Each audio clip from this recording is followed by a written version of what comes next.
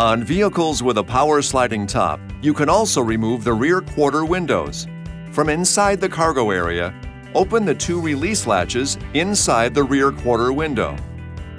Do not pull down on the rear windows or apply any weight to them once the latches are released, or you could damage the pins that hold the windows in place. Now, move back outside the vehicle. Open the door closest to the window you'd like to remove. Now, lift the quarter window up and away from the vehicle. Store the windows in the storage bags, if equipped, and keep them in a safe location, or securely fasten the bag to the rear seat. To replace the windows, simply repeat these steps in reverse order. This video is not intended to take the place of your owner's manual. For complete details and other important safety information, please see your owner's information.